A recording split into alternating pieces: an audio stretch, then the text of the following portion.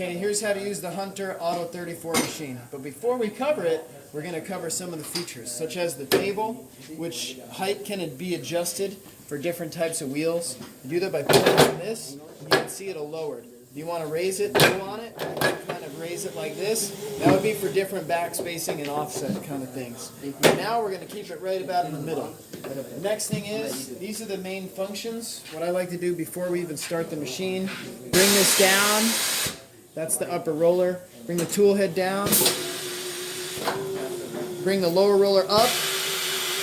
Now that they're all off of their home base, come over and press both of these buttons. That recalibrates it, it sort of re-zeroes it out. So they're all in line now. They should all be where they're supposed to be. The next thing is this handle. If you want to move it, you have to push the button. And that'll unlock it. And that's how you're basically going to set the wheel size. The next thing is, you've got a few pedals here all the way to the right. Controls the air. If you press down hard, it'll do the bead blaster. Stomp it out. Also, the middle pedal rotates. Down is clockwise. Up is counterclockwise. The pedal all the way to the left operates the table. That's to help us lift the wheel and get it on. So that's kind of what we got to work with here. So what I recommend doing is we're going to take this wheel, we're going to roll it over here, going to make our life nice and easy. Roll it up to this point. Go ahead and press that left pedal. It's going to lift it for us, at which point we can roll it over. Then we'll release the left pedal. We'll catch it in here. Now there's a little bit of a detail. This little pin, we need to get that in one of the wheel stud holes, like so. Now we got that fairly centered. We're going to take this piece. This piece is going to drop in, do a quarter turn to lock down. So we just go ahead and drop it in, quarter turn to lock down, try to pull it up, make sure it's in there. Next step, squeeze, drop it down, and then we can do a full tighten. Now this is going to center it, so make sure it's centered on the wheel, and we just kind of snug it up. Now this wheel has air, so we need to obviously let the air out. Form a valve stand.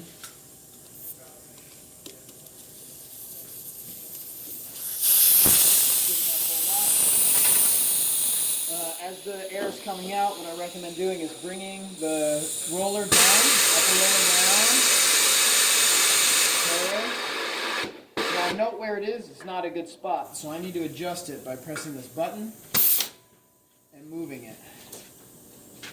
So right here, I want to get it perfectly lined up so it's just going to catch the tire and not actually clip the rim of the wheel. So I'm going to bump it down.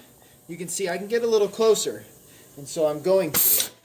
I'm going to bring it in like right about probably there. That's about perfect. Now the bottom one moved with it. So what I'm going to end up doing right now, starting to bring the bottom one up. And I'm going to watch it carefully using a mirror. Or just getting down there, I can just get a little bit of feel. So that just touched. And then this one just touched. So we haven't really clamped on it yet. The next step we're going to do is I'm going to press the middle pedal, which is going to begin rotating. So while it's rotating, I'm going to continue to bring the upper roller down a little, bring the lower roller up a little, and we're just basically breaking the bead. Now the bead's broken. You can tell because if I grab this tire, the wheel will spin, the tire's not. The bead's definitely broken. So my next step, what I'd like to do, bring the tool head down. Right. And I'll go ahead and I'll get the upper roller out of the way.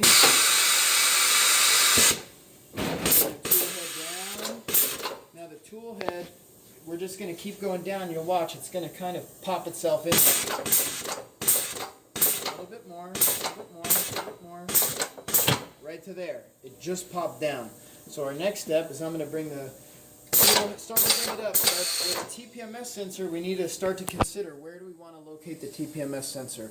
Where I recommend locating it is right next to where we're going to work with the tool head. So I'm going to back this up a hair. This one happens to be a valve stem, but if it were a TPMS sensor, this is what we would do. I'm going to say what I would consider 12 o'clock if you look at the machine. There it is at 12 o'clock. I'll lift the tool head up. As you can see, while it's doing that, I need to make sure that the bead drops down into the drop section, which it did. I'm going to lift the tool head just a little bit more until there's this little piece that'll kind of pop up. Right there, boom. If you look real close right here to wash, that little piece, once that shows kind of flush, that's it. You're up high enough. If you keep running it, you'll break the tool head. So the next step we can do is we can start to run it a little bit clockwise, but a lot of times what will happen is that bead on the leading edge here is going to kind of want to keep falling back in. So this machine has this special tool that comes with it. Now maybe they could have coated it with rubber, but they didn't, so we real carefully just rest that right in that little gap. We don't need to keep a lot of pressure on it, and I'm going to push that middle button for clockwise, and we're just going to kind of peel the tire off, if you think of it like that. And there it goes, nice and slow. We can speed it up. Then the next one, we're going to do kind of the same thing, but the bottom one's a little bit different. So this machine is designed where if you lift the tool head up, boom, lift the tool head, its little hook on the backside should start to lift the tire. Now I'm going to help it a little bit, but that's lifting the tire. The tricky part is how we get the lower bead. We're actually going to use the lower roller. So I'm using the lower roller. I'm going to bring it up. Now if you look back here, this lower roller is going to do the work. Now because I know this machine, when we come up, it's supposed to stay nice and tight and detent in, but didn't really detent in. So I'm going to do a manual adjustment right now.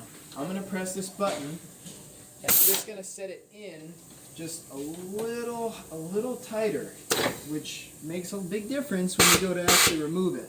So as I bring that up, I'm coming up, up. It should just maybe touch the wheel, but just barely, not with a lot of force. Now note, from this angle, you can see that the wheel has now come up into this gap here for the tire. So we can again use that tool, go ahead and drop it on what I call the leading edge, and then we're going to go ahead and we're going to turn clockwise nice and slow, and it's just going to, again, just peel it off. Nice and easy. Now note, the wash, if you look over here, because we had it positioned at that spot, it was first pulled away from the TPMS sensor. It never would have touched the TPMS sensor. Now this is a valve stem, so we weren't worried about it, but we want to do it as if it was a TPMS sensor anyway, just for good habit. So now at this point, I can go ahead and I get the upper roller way out of the way. The lower roller has done its job, but if I lower it right now, it might catch the rim, so I'm going to remove it and just kind of get it away a little bit, just a little ways away. Now, and be careful of the antennas, because if you wedge the antenna, you can break it. So now I can bring the lower roller out. Lower roller's out of the way. I can get the tool head up a little bit more. I would go ahead, I'd remove the tire. If we wanted, we could use the table, but the tire's pretty light. We would go get our new tire. In this case, we're going to be reinstalling the old tire. So I'm just going to go ahead and move it up.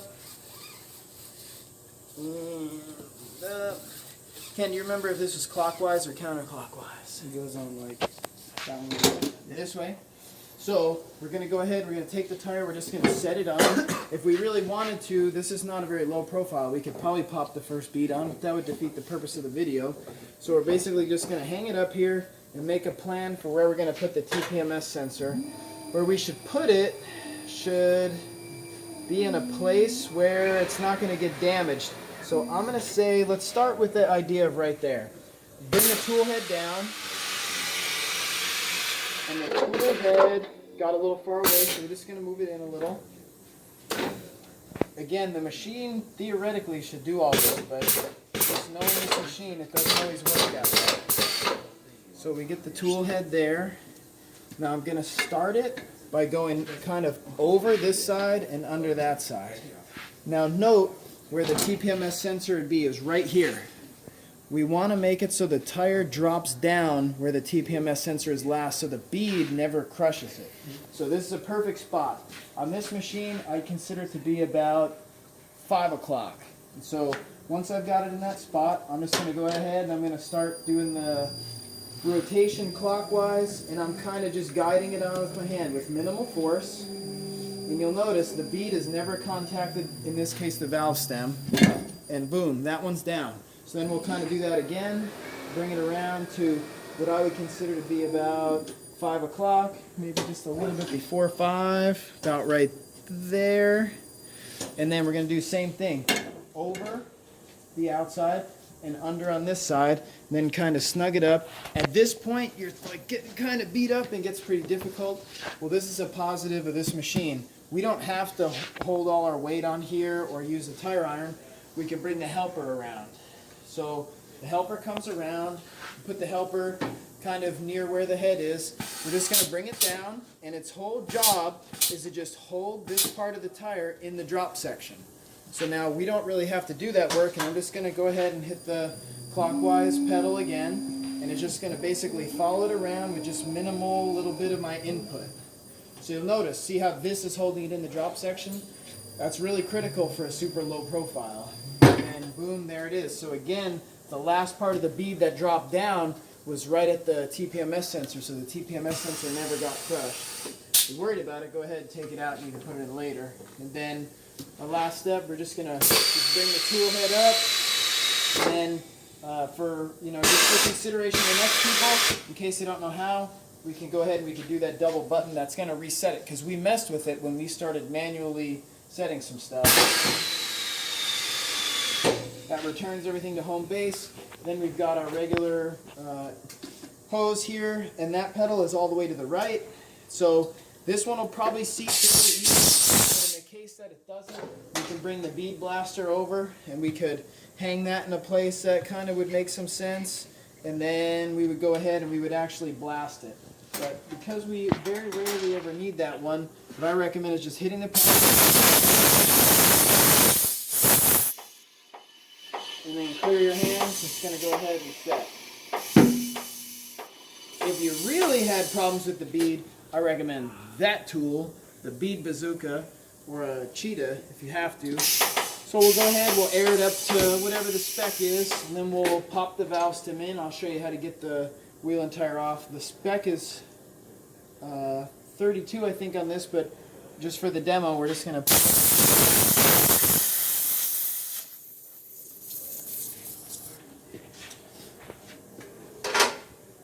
hook them up with this fancy blue valve stem. Okay, then at this point, we can go ahead and we can loosen this up. And you don't have to spin it all the way. You can squeeze these, lift it, quarter turn this way, pull it, drop it right back where it goes, and then we can bring up the table, which is the left pedal, closest to me, and roll it on over there. Let go of the left pedal, and this one's ready to be balanced. So there you go. Ta-da!